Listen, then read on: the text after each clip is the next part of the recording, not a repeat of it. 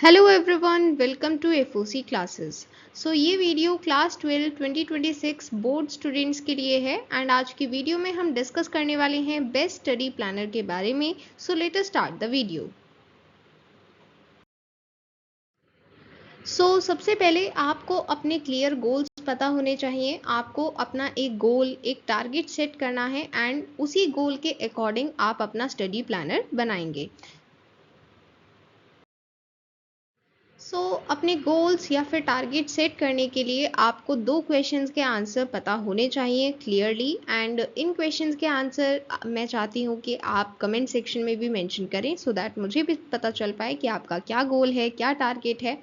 देखिए, class 12 board exam में आपकी क्या परसेंटेज आप एक्सपेक्ट करते हैं एंड साथ ही आप 12th के बाद क्या करना चाहते हैं ये भी आपको पता होना चाहिए। बिकॉज 12th के बाद इतना टाइम नहीं होगा कि आप सोचें कि आपको कौन सा कोर्स करना है या फिर कौन सा एग्ज़ाम देना है। वो चीज़ भी आपको अभी से सोचनी होगी।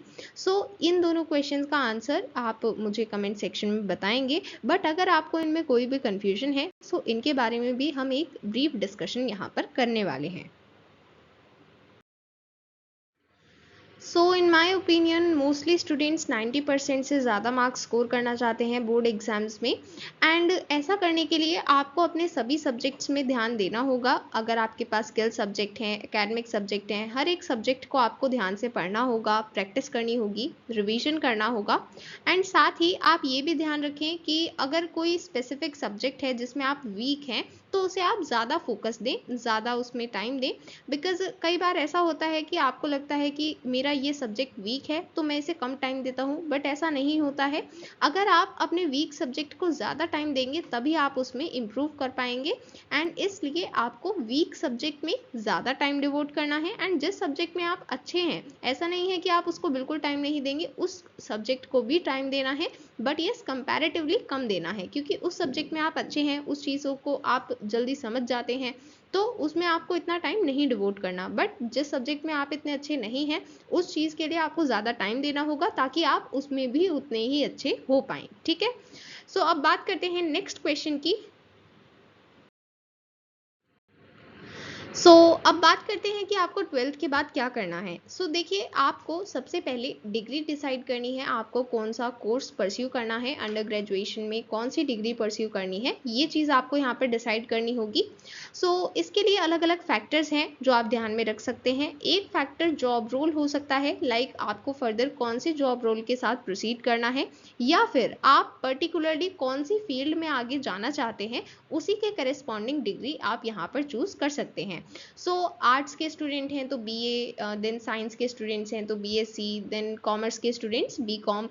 ये कुछ कॉमन कोर्स हैं बट ऑफकोर्सली ये जो यहाँ पर कोर्स के नेम्स लिखे हुए हैं, डिग्री के नेम लिखे हुए हैं, ये सिर्फ लिमिटेड नहीं है, बहुत सारी डिग्री होती है, बहुत सारे कोर्सेज होते हैं। आप कौन सा करना चाहते हैं ये आपके इंटरेस्ट एंड आपके करियर पर डिपेंड करता है। आप कौन सी करियर अपॉर्चुनिटीज़ में अपना फ्यूचर देखते हैं, आप उसके साथ प्रोसीड करना चाहते हैं, आप उसी के साथ प्रोसीड करें।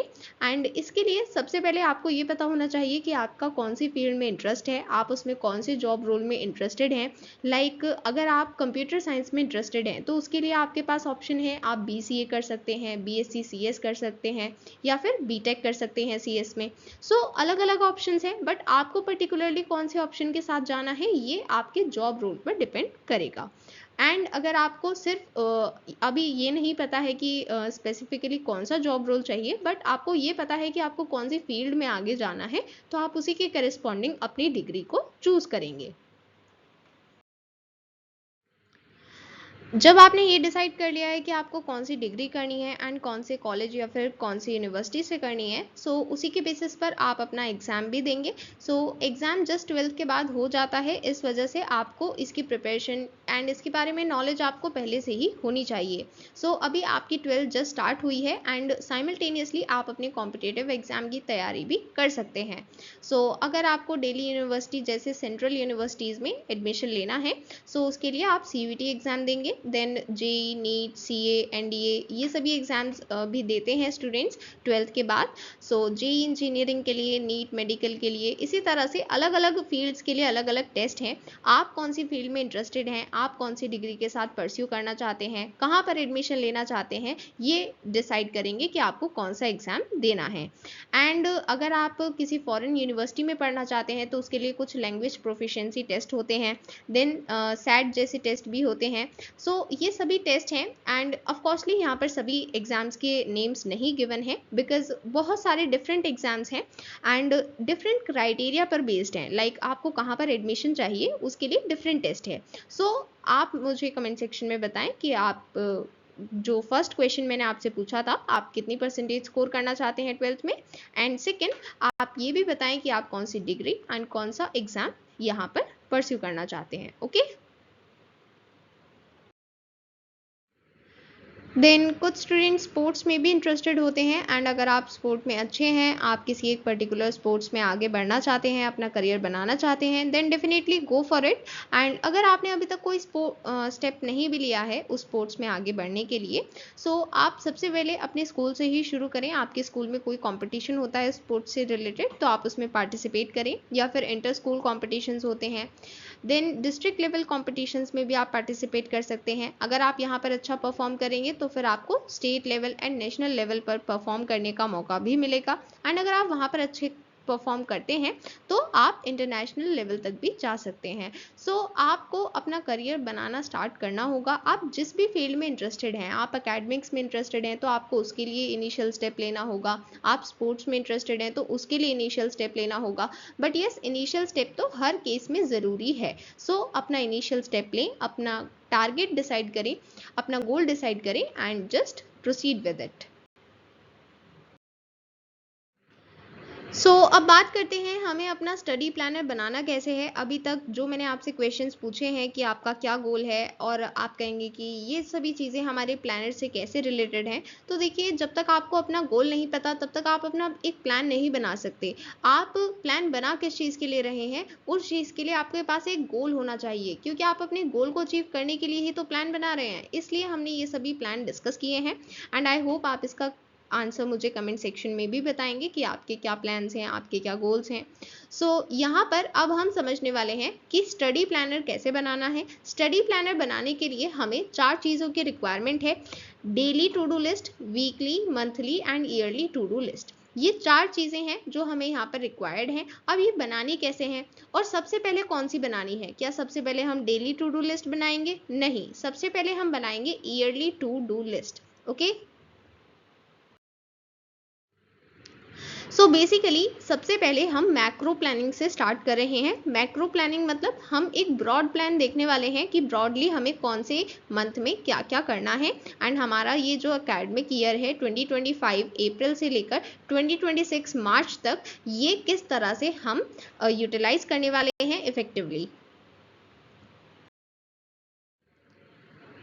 ईयरली टू डू लिस्ट बनाने के लिए आपको पता होना चाहिए कि आपके स्कूल में क्या शेड्यूल फॉलो किया जाता है पूरे ईयर में। सो इसके लिए यहाँ पर मैंने एक टेंटेटिव प्लानर प्रोवाइड किया है।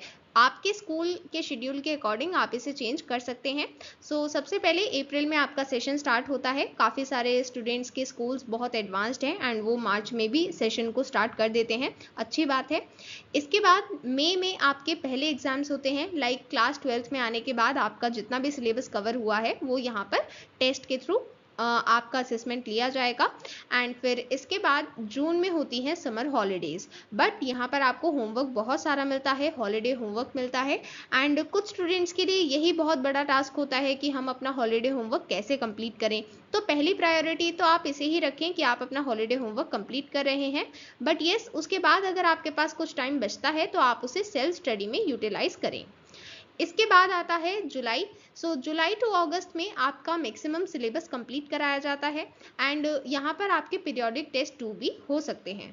इसके बाद सितंबर में आपके हाफ ईयरली एग्जाम्स होते हैं। सो जैसा कि मैंने कहा कि ये टेंटेटिव प्लानर है, कुछ स्टूडेंट्स के अक्टूबर में भी होते हैं। सो आप उसी के अकॉर्डिंग यहाँ पर चेंज कर लेंगे। इसी प्लानर के बिहाफ पर हम आगे ईयरली टू डू लिस्ट बनाएंगे।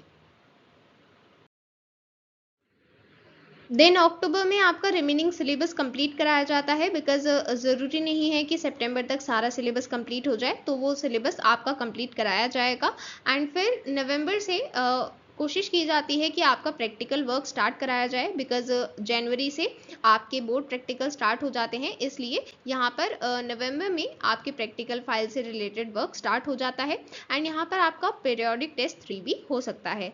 एंड यहाँ पर आपका प्रैक्टिकल एग्जाम आपको ध्यान रखना है कि आपको उसके रिगार्डिंग क्या क्या डिटेल्स प्रोवाइड की जा रही हैं, बिकॉज आपके प्रैक्टिकल एग्जाम के लिए कौन सी फाइल बननी है एंड किस तरह से आपको क्या क्या वर्क करना है प्रैक्टिकल में, फाइल कैसे बनानी है, ये सभी डिटेल्स आपके स्कूल, आपके टीचर्स आपको प्रोवाइड करते हैं। सो इन सभी डिटेल्स के लिए अलर्ट रहें एंड इनको ध्यान से सुनें, ध्यान से नोट करें एंड सभी इंस्ट्रक्शंस को प्रॉपरली फॉलो अप करें। इसके बाद दिसंबर, यहाँ पर आपके प्री बोर्ड 1 स्टार्ट हो जाते हैं। बहुत सारे स्टूडेंट्स इस टाइम तक प्रिपेयर्ड नहीं होते हैं प्री बोर्ड के लिए, लाइक वो सोचते हैं कि हमारा सिलेबस कंप्लीट नहीं है या फिर हमारी प्रिपरेशन उतनी अच्छी नहीं है। सो देखिए, कोई भी रीज़न है, बट आपको प्री बोर्ड ज़रूर देने चाहिए, बिकॉज एक बार आप प्री बोर्ड देंगे तो सबसे पहली बात आप उस एनवायरनमेंट को फेस करेंगे जो आपको बोर्ड एग्जाम में मिलने वाला है। आपको प्री बोर्ड एग्जाम उसी तरह से आपके कंडक्ट कराए जाते हैं जिस तरह से आपके बोर्ड एग्जाम होते हैं। सो आप एक एनवायरनमेंट में आते हैं जहां पर आप पर प्रेशर है कि आपको 3 घंटे में ही अपना पेपर कंप्लीट करना है। सो ये प्रेशर जब तक नहीं बनेगा तब तक आप अपनी प्रिपरेशन अच्छे से नहीं कर पाएंगे। भले ही आपने सारा सिलेबस कंप्लीट कर लिया है, बट जब तक आपने ये प्रेशर बियर नहीं किया तब तक आप एक्चुअल बोर्ड के लिए रेडी नहीं हो पाएंगे। तो प्री बोर्ड आप ज़रूर दें। फिर बात करें जनवरी की, तो यहाँ पर आपका बोर्ड प्रैक्टिकल स्टार्ट हो जाता है एंड प्री बोर्ड 2 भी होता है। कभी कभी जनवरी में होता है और कभी कभी फैब तक भी एक्सटेंड हो जाता है, बट मोस्टली प्री बोर्ड 2 जनवरी में हो जाएगा। सो ऐसे में आप ट्राई करें कि आप प्री बोर्ड 2 भी दें, बिकॉज प्री बोर्ड 2 भी उतने ही इम्पॉर्टेंट है। बहुत सारे स्टूडेंट्स प्री बोर्ड 1 में अच्छा परफॉर्म नहीं कर पाते हैं। सो आपके पास प्री बोर्ड 2 में चांस है कि जो गलतियां, जो मिस्टेक आपने प्री बोर्ड 1 में की हैं वो आप प्री बोर्ड 2 में ना करें, ठीक है। तो इसलिए प्री बोर्ड एग्जाम आपको ज़रूर देने हैं, इससे आपका ही फायदा है, ठीक है। इसके बाद बात करें फरवरी टू मार्च की, सो यहाँ पर होते हैं आपके फाइनल बोर्ड एग्जाम्स। तो देखिए, अब क्योंकि आपको पता है कि लास्ट 2 ईयर से 15 फेब से ही आपके बोर्ड एग्जाम स्टार्ट हो रहे हैं। सो आप भी यही एक्सपेक्ट कर सकते हैं कि फरवरी टू मार्च आपके फाइनल बोर्ड एग्जाम्स होने वाले हैं। सो यहाँ पर मैंने एक टेंटेटिव ईयरली प्लानर आपके साथ डिस्कस किया है। अब इसके बेसिस पर आपको क्या करना है, आपको बनानी है अपनी yearly to do list. Yearly to do list में आपको क्या करना है, आपको हर एक मंथ नोट डाउन करना है यहाँ पर, और उसके लिए ये डिसाइड करना है कि मुझे इस पर्टिकुलर मंथ में कौन से सब्जेक्ट का कितना पोर्शन कंप्लीट करना है, ठीक है। एंड ये सभी चीज़ें, ये जो मैंने आपको ईयरली प्लानर बताया है, ये मैंने क्यों बताया है, क्योंकि इसी ईयरली प्लानर के बेसिस पर आप ये डिसाइड करेंगे। अब देखिए, आपको पता है कि जो नवंबर है वहाँ पर प्रैक्टिकल से रिलेटेड वर्क स्टार्ट होने वाला है, तो इसका मतलब है कि आपको मैक्सिमम अक्टूबर तक अपना सभी थ्योरी सिलेबस फिनिश कर लेना चाहिए, राइट। सो इसलिए यहाँ पर मैंने ये ईयरली प्लानर आपको प्रोवाइड किया है, सो दैट आप yearly to do list prepare करें। एंड क्योंकि डिफरेंट स्टूडेंट्स हैं, डिफरेंट सब्जेक्ट्स हैं, so yearly to do list मैं आपको प्रोवाइड करूं भी तो उसका कोई फ़ायदा नहीं है, क्योंकि वो चीज़ आप अपने सब्जेक्ट कॉम्बिनेशन के बेसिस पर और अपने सिलेबस के बेसिस पर ही डिटरमाइन कर पाएंगे, ठीक है। जब हमने बात की ईयरली टू डू लिस्ट के बारे में, सो देखिए, ईयरली टू डू लिस्ट में हमने ये मेंशन किया है कि जो 12 मंथ्स हैं उसमें हमें ब्रॉडली क्या क्या करना है या फिर क्या क्या प्लानर है स्कूल के अकॉर्डिंग। एंड फिर अगर हम बात करें मंथली टू डू लिस्ट के बारे में, so monthly to do list में हमें हर एक मंथ के लिए ये डिसाइड करना होगा कि इस मंथ में हमें क्या क्या टास्क कंप्लीट करने हैं, ठीक है। सो जब हमने ईयरली टू डू लिस्ट बनाई है वो सिर्फ एक ब्रॉड प्लानिंग है, जहाँ पर हमें पता है कि कौन से मंथ में क्या क्या होने वाला है, बट ये जो मंथली टू डू लिस्ट है ये आपको सेपरेटली हर एक मंथ के आने पर बनानी होगी। जैसे अगर हम बात करें अप्रैल के बारे में, तो अप्रैल का कुछ टाइम जा चुका है एंड जो टाइम बचा है इसमें आपको कुछ स्पेसिफिक टास्क कंप्लीट करने हैं। जैसे सबसे पहले आपको सिलेबस पता होना चाहिए सभी सब्जेक्ट्स का, देन आपको रिसोर्सेज कलेक्ट करने हैं, आपको कौन कौन से रिसोर्सेज थ्रू आउट यूज़ करने हैं, एंड आपके अपकमिंग पीरियोडिक टेस्ट के लिए प्रिपेयर करना है। तो यहाँ पर मैंने सिर्फ ये लाइन लिखी है prepare for upcoming periodic test, but इसकी जगह आपको क्या लिखना है, आपको एक्चुअल में जो आपका पीरियोडिक टेस्ट का सिलेबस है उसके सभी चैप्टर्स का नेम यहाँ पर लिखना है, ताकि आपको पता रहे कि आपको अप्रैल में ये चीज़ें कंप्लीट करनी है। एंड हो सकता है कि अप्रैल में सभी चीज़ें कंप्लीट ना कर पाएं, तो फिर जब मई का मंथली प्लानर बनाएंगे तो उसमें वो सभी चीज़ें लिख देंगे। ठीक है। सो वीकली प्लानर बनाने के लिए आपकी हेल्प करने वाला है मंथली प्लानर। जो आपने मंथली प्लानर बनाया है उसमें आपको पता है कि आपको कौन से मंथ में क्या क्या करना है, तो वही चीज़ें अब आपको वीक वाइज डिस्ट्रीब्यूट करनी है। तो सबसे पहला वीक आया किसी भी मंथ का, आपने उससे स्टार्ट किया मंडे से। वीकली प्लान के लिए आपको यहाँ पर Monday to Saturday task allot करने हैं। संडे के लिए कोई टास्क अलॉट ना करें अपनी तरफ से। यहाँ पर मंडे टू सैटरडे आपने जो भी टास्क अलॉट किए, अब सपोज करते हैं कि आपने Monday Tuesday Thursday Friday Saturday इन सभी के टास्क कंप्लीट किए हैं, बट वेडनेसडे को आपकी तबीयत खराब थी जिस वजह से आपने इस दिन का टास्क कंप्लीट नहीं किया। तो अब इसी तरह से क्रिएट होता है बैकलॉग जब आप एक एक टास्क को स्किप करते हैं। तो जब आप कोई भी प्लान क्रिएट करते हैं तो बैकलॉग कब क्रिएट होता है कि आपने उस चीज़ के लिए जगह लीव नहीं की है कि आप उसके लिए कोई ऑल्टरनेटिव रखें, बट यहाँ पर हमने ऑल्टरनेटिव रखा है and that is Sunday. So Sunday को आप अपना सभी पेंडिंग वर्क कंप्लीट करेंगे। तो जो हमारा यहाँ पर बैकलॉग बनने वाला था वेडनेसडे का वर्क, अब वो बैकलॉग नहीं बनेगा क्योंकि वो हमने संडे को कंप्लीट कर लिया है। एंड संडे को हमने कोई एक्स्ट्रा टास्क इसलिए ही नहीं रखा था सो दैट हम अपना पेंडिंग वर्क कंप्लीट कर पाएं। ठीक है। और एक अच्छी सिचुएशन के बारे में भी बात कर लेते हैं। अगर आपने मंडे टू सैटरडे हर दिन का वर्क कंप्लीट किया है तो फिर आप संडे को क्या करेंगे, तो फिर आप संडे को रिवीजन या फिर प्रैक्टिस करेंगे। ठीक है। सो आपको संडे को वेस्ट नहीं करना है, आपको उसे यूटिलाइज करना है, बट आपको उसके लिए स्पेसिफिक टास्क भी अलॉट नहीं करना है, क्योंकि अगर कोई भी पेंडिंग वर्क है तो वो आपको वहां पर कंप्लीट करना है। ठीक है। तो हर एक वीक की टू डू लिस्ट आपको बनानी है। ठीक है। अब बात करते हैं डेली टू डू लिस्ट के बारे में। तो डेली टू डू लिस्ट के लिए आप हर दिन का एक प्लानर बनाएं। आप ये प्लानर उस दिन अर्ली मॉर्निंग में भी बना सकते हैं या फिर उससे पहले जो नाइट है आप उसमें भी अगले दिन के लिए प्लान कर सकते हैं। सो यहाँ पर हमें जब टू डू लिस्ट बनानी है, डेली टू डू लिस्ट, सो इसमें आपको सिर्फ वही काम लिखने हैं जो आपके लिए प्रायोरिटी पर हैं। लाइक अगर एक ऐसा स्टूडेंट है जिसको आदत है कि वो 4 या 5 बजे उठ जाता है, तो उसके लिए वो कोई स्पेसिफिक टास्क नहीं है, वो उसकी एक हैबिट है, तो इसलिए आपको वो टू डू लिस्ट में मेंशन नहीं करना। बट वहीं पर एक ऐसा स्टूडेंट है जो हर रोज 4 या 5 बजे नहीं उठ पाता है, वो डेली लेट उठता है, बट वो चाहता है कि वो जल्दी उठ पाए एंड वो जल्दी उठकर फिर पढ़ाई करे। सो इसके लिए आपको वो टास्क लिखना है कि आपको जल्दी उठना है। सो यहाँ पर आपकी टू डू लिस्ट में आएगा गेट अप अर्ली, बट अगर आपकी वो हैबिट है तो आपको नहीं मेंशन करनी। ठीक है। सो यहाँ पर अपनी हैबिट्स मेंशन नहीं करनी है टू डू लिस्ट में, यहाँ पर आपको वो टास्क मेंशन करने हैं जो आपको प्रायोरिटी पर रखने हैं। ठीक है।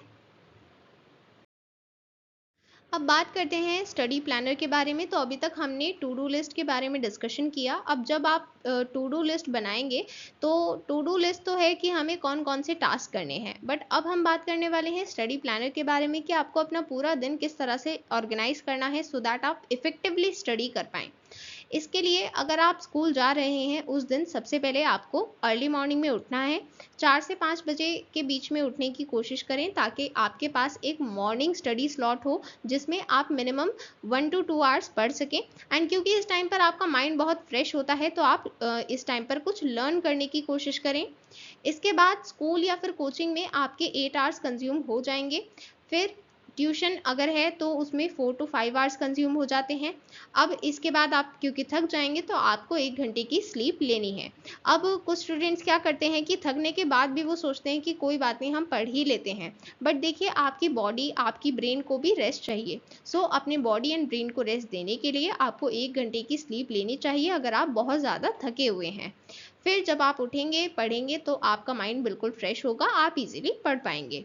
सो यहाँ पर आपको सेल्फ स्टडी करनी है। अब देखिए कुछ स्टूडेंट्स ऐसे हैं जिन्हें लगता है कि अगर हमने स्कूल का होमवर्क कंप्लीट कर लिया तो हमारी सेल्फ स्टडी कंप्लीट हो गई, बट ऐसा नहीं होता है। सेल्फ स्टडी का मतलब है कि आपको खुद से पढ़ना है। लाइक स्कूल में कुछ पढ़ाया गया है, बट उन्होंने ये नहीं कहा है कि आपको घर जाकर भी पढ़ना है, बट फिर भी आप उसको घर जाकर पढ़ेंगे, एंड वही है सेल्फ स्टडी। जो आपने पढ़ा उसे आप दोबारा पढ़ें, रिवीजन करें, और अगर आपके पास उसके बाद भी टाइम बचता है तो फिर आप आगे का अपना खुद से प्रिपेयर करें। सो ये सभी चीज़ें सेल्फ स्टडी में आती हैं। कुछ स्टूडेंट्स ऐसे होंगे जिन्होंने अभी तक बिल्कुल भी सेल्फ स्टडी नहीं की होगी, तो वो मिनिमम 1 आवर की सेल्फ स्टडी का टारगेट स्टार्ट करें और फिर धीरे धीरे करके इसको इंक्रीज करें। और अगर आपको पहले से आदत है तो आप 3 to 6 आवर्स डिवोट करें। मिनिमम 3 आवर्स के साथ तो आपको स्टार्ट करना ही है, एंड जैसे जैसे आपके बोर्ड एग्जाम्स पास आएंगे आपको ये टाइम 6 आवर्स करना होगा, बिकॉज उस टाइम पर आपको ज़्यादा टाइम सेल्फ स्टडी में डिवोट करना होगा। ठीक है। इसमें आपको शॉर्ट ब्रेक्स भी लेने हैं। मीन्स सपोज करते हैं कि आपको 2 घंटे पढ़ना था, फिर आपको ब्रेक लेना है, तो ब्रेक में आप एक्सरसाइज कर सकते हैं, आउटडोर गेम्स खेल सकते हैं, बाहर वॉक करने जा सकते हैं। इस तरह की एक्टिविटीज़ आप कर सकते हैं ब्रेक में। ठीक है। बट येस, आप ब्रेक और डिस्ट्रैक्शंस दोनों को अलग अलग रखें। लाइक कई बार आपको जब कहा जाता है कि आप ब्रेक लें तो आप क्या करते हैं, आप रील स्क्रॉल करने लगते हैं या फिर वेब सीरीज देखने लगते हैं, बट ये सभी एक्चुअल में डिस्ट्रैक्शंस हैं। इन सभी को अवॉइड करें, बिकॉज अगर आप एक बार रील्स एडिक्ट बन जाते हैं या फिर आप डिजिटल डिस्ट्रैक्टेड बन जाते हैं तो आपको आदत हो जाती है कि आप हर ब्रेक के लिए यही चीज़ें यूज़ करेंगे। फिर ब्रेक तो आपका 15 मिनट्स का था, बट वो कब 2 आवर्स 3 आवर्स का ब्रेक बन जाता है आपको भी पता नहीं चलता है। इसलिए यहाँ पर आपको ब्रेक के लिए कोई डिजिटल डिस्ट्रैक्शन नहीं लेनी है। मीन्स आपको रील्स नहीं देखनी, वेब सीरीज नहीं देखनी। आपको ब्रेक के लिए बाहर एक्सरसाइज करने जाना है या फिर आउटडोर गेम्स खेलने हैं, वॉक लेने जाना है। इस तरह की एक्टिविटीज आपको ब्रेक्स में करनी है। Okay, I hope this is clear to you. अब बात करते हैं हॉलीडे के बारे में। अगर आपकी हॉलीडे है तो आपका स्टडी प्लानर कैसा होना चाहिए। सबसे पहली बात, इस दिन आप ये ना सोचें कि हम देर से उठेंगे। अगर आप देर से उठे तो आपने अपना टाइम वेस्ट किया है, बट आपके पास टाइम वेस्ट करने के लिए कोई टाइम नहीं है। आपको टाइम वेस्ट नहीं करना है। ठीक है। यहाँ पर आपको उसी टाइम पर उठना है जिस टाइम आप रोज़ उठते हैं। इससे आपकी ये आदत भी बनी रहेगी। ठीक है। इसके बाद आपका जो आज का मॉर्निंग स्टडी स्लॉट है हॉलीडे के दिन, वो आपका थोड़ा लॉन्ग होगा। लाइक 3 आवर्स आप रख सकते हैं, एंड इसमें आप कुछ प्रैक्टिस भी कर सकते हैं, बिकॉज जब आप कुछ भी क्वेश्चंस प्रैक्टिस करते हैं उसमें आपको थोड़े ज़्यादा टाइम की रिक्वायरमेंट होती है। तो इस दिन आपके पास ज़्यादा टाइम है मॉर्निंग में, तो आप प्रैक्टिस भी कर सकते हैं। फिर बात करते हैं एक्स्ट्रा स्लॉट के बारे में। देखिए अभी तक जो स्कूल डेज थे उसमें आपको स्कूल या फिर कोचिंग के लिए 8 आवर्स डिवोट करने थे, बट यहाँ पर क्योंकि हमें एक्स्ट्रा स्लॉट मिल गया है, वो जो 8 आवर्स हम डिवोट कर रहे थे वो आज नहीं है। आज हमें स्कूल नहीं जाना है। तो अब आपके पास यहाँ पर टाइम है कि जो भी करंट वीक के पेंडिंग टास्क हैं, रिमेनिंग टास्क हैं, आप वो सभी कंप्लीट करें। और अगर आपने पहले से ही कंप्लीट किए हुए हैं तो आप आगे प्रोसीड करें। मींस आप अपनी सेल्फ स्टडी करें, ज़्यादा से ज़्यादा प्रिपरेशन करें। ठीक है, वेस्ट नहीं करना है टाइम। इसके बाद ट्यूशन का टाइम वही रहेगा, एंड क्योंकि थक जाएंगे आप अगर आप प्रॉपरली पढ़ रहे हैं, इसलिए आपको 1 घंटे की स्लीप भी लेनी है। अब बात करते हैं सेल्फ स्टडी के बारे में। तो यहाँ पर आपका जो टाइम है सेल्फ स्टडी का, वो हॉलीडे के दिन ज़्यादा होना चाहिए, बिकॉज इस दिन आप स्कूल नहीं गए हैं तो आपको खुद से ही ज़्यादा पढ़ना है। ठीक है, और शॉर्ट ब्रेक्स देने हैं बीच में। फिर बात करें एक्सरसाइज और आउटडोर गेम्स की, तो ये आपके 30 मिनट्स आप इसको डिवोट करें, बिकॉज एक्सरसाइज करना भी ज़रूरी है। एक्सरसाइज नहीं करें तो एटलीस्ट आउटडोर गेम्स खेलें। ठीक है। इसके बाद आपको डिजिटल डिस्ट्रैक्शंस रिमूव करने हैं, जैसे कि मैंने आपको पहले एक्सप्लेन किया कि अगर आपको ब्रेक लेना भी है तो आप उसको बाहर जाकर वॉक करें या फिर गेम्स खेलें, बट डिस्ट्रैक्शंस में इन्वॉल्व नहीं होना है, ठीक है। So that was all for today. आज की वीडियो में हमने स्टडी प्लानर डिस्कस किया एंड आई होप यहाँ पर जितने पॉइंट्स मैंने आपके साथ डिस्कस किए हैं ये सभी आपको क्लियर हैं। एंड इसके बाद आप अपना स्टडी प्लानर अपने रिक्वायरमेंट्स, अपने प्रायोरिटीज़ के अकॉर्डिंग बनाएंगे। एंड येस, जो क्वेश्चंस मैंने जिनका आंसर आपसे वीडियो में पूछा है प्लीज़ कमेंट सेक्शन में बताएं। So that was all for today. Bye everyone.